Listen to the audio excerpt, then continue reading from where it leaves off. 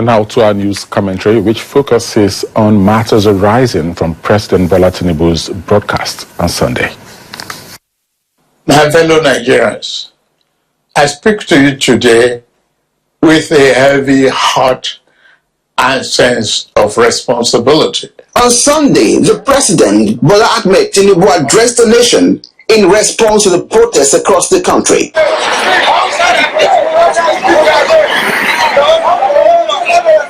The protesters are against the harsh economic conditions under which many Nigerian families have come as a result of policies introduced by the federal government. The protesters have also pointed to political corruption, skewed reward that makes the Nigerian politician a financial fat cow, while the gulf between the haves and have-nots become wider and deeper.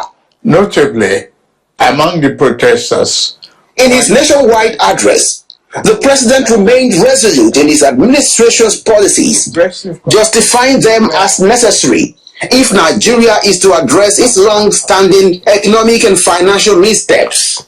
The president did not concede any ground to the protesters, not even admitting that the present reward structure, which favors the politicians, is inequitable. He did not seize the moment to speak on the political corruption and the way out of it. These shortcomings notwithstanding, the president made his government open for dialogue. In other words, the administration is prepared to engage in the issues raised by the protesters.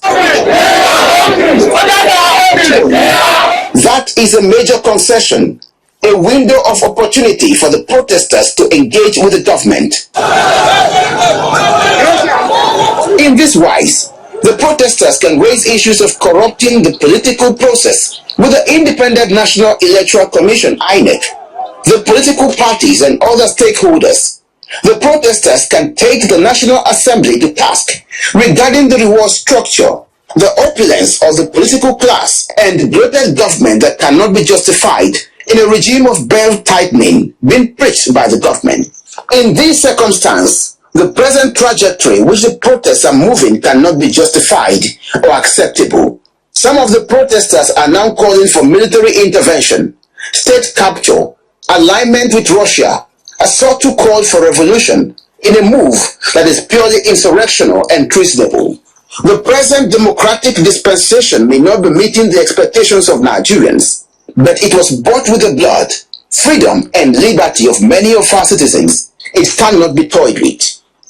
For those pushing the present protests for genuine demand for policy change to forceful change, this is the time to stop and remember that another election cycle comes up in the next 2.5 years, at which time the people can make a statement through the ballot box.